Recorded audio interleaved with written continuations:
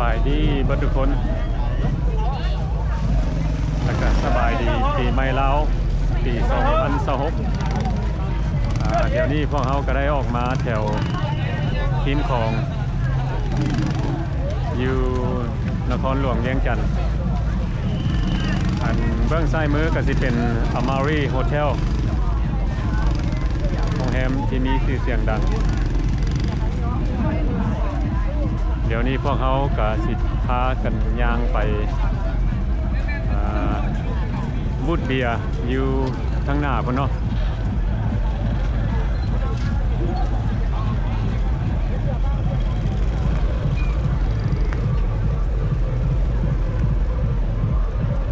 ย่างทั้งลุมเอาเพราะว่าทั้งเชิงมีคนหลายมื้อนี้ก็ได้มาน้ำตุ้นเป็นยังไงตุ้นต้นมาจากโอ๊กแลนด์แคลิฟอร์เนียสบายดีแฮปปี้นิวเยียร์เพิ่นว่านี่ก็สิเป็นบอลเล่นเล็กน้อย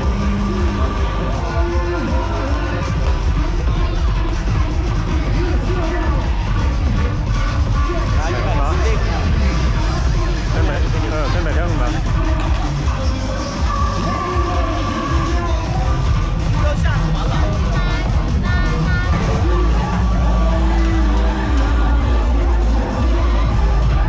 มีรถจักรหลาย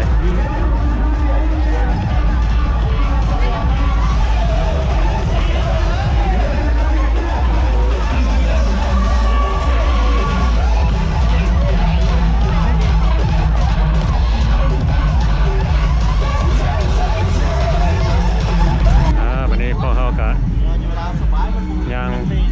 ผ่านตลาดมืด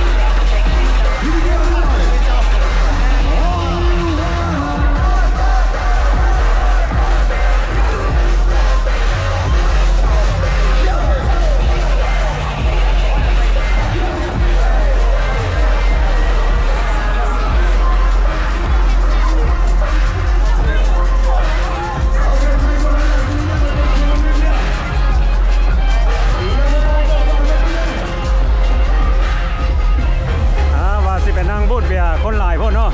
ติโท แย่กัน บ่ไหวบ่ไหว เออ แต่ว่าก็ได้เห็นแล้ว เออ เคยได้เข้าไปจักเทื่อดิ เออ ได้เข้าไปเป็นบุญวาสนาแล้ว เออเออได้เข้าไปบ่ได้นั่งก็ดีใจแล้ว พอจะได้เห็น เออ ไปแง้มมือเสือเมื่อกี้ นี่จะเป็นห้างขายปืนด้วยนี่นะ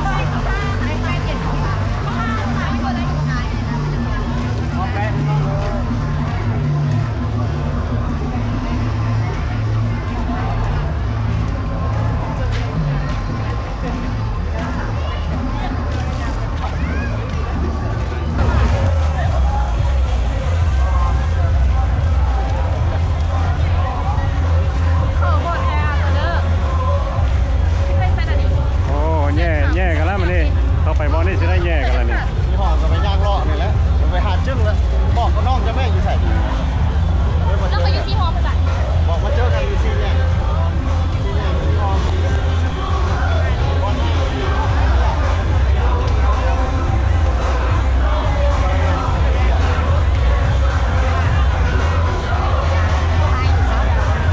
มาเจอบอลมีหลายคนเลย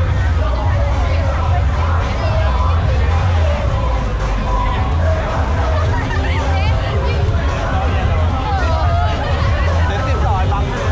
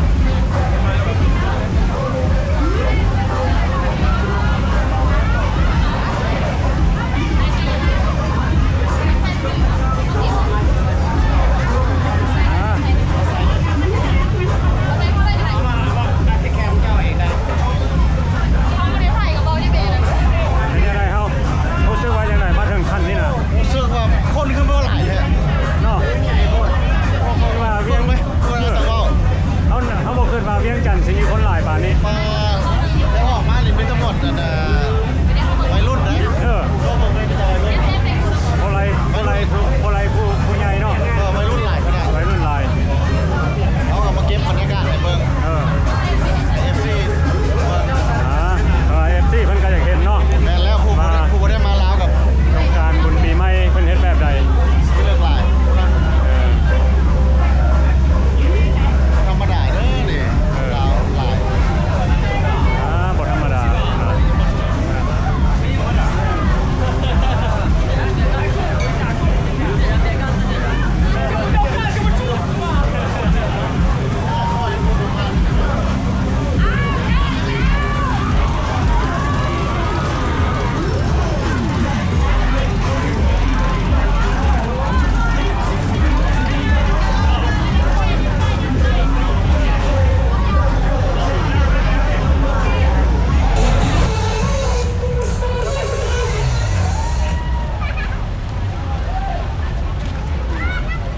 ของเขาออกมานอกนี่ก็ใครแน่เนาะ เอ้า เดี๋ยวนี้ มันบอกว่าถ่ายอยู่ดิยังไง เดี๋ยวนี้ก็มาฮอดวัดอินแปลงนี่ก็เป็นวัดอินแปลง วัดอินแปลงใครมา ได้ โอ้ส่งโลเคชั่นให้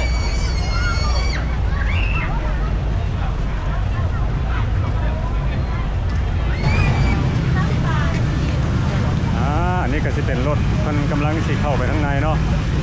แบบยากอยู่พวกเขาได้เข้าไปก็รู้สึกว่าแย่กันหลายก็เลยบ่ได้อยู่ดนเนาะอันนี้ก็จะได้พากันกลับละ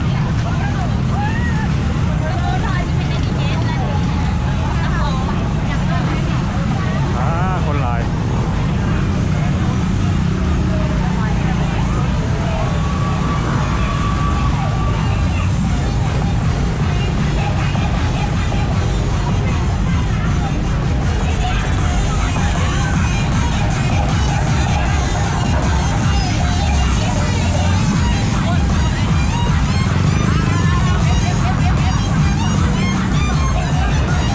วันนี้พวกเขาก็จะได้กลับแล้วเนาะสีท้ากันออกไปหากินข้าวกินน้ำรถมีก็ไปยากอยู่เดี๋ยวนี้นะ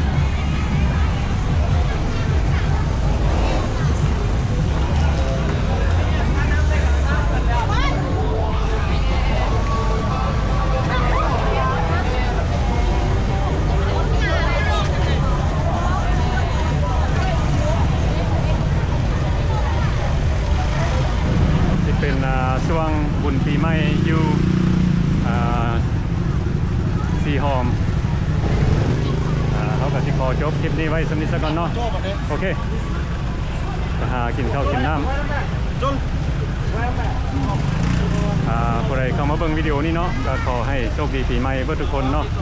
ขอให้อยู่ดีมีแฮงแล้วก็ขอขอบใจเพื่อทุกคนที่เข้ามาเบิ่งวิดีโอของเขา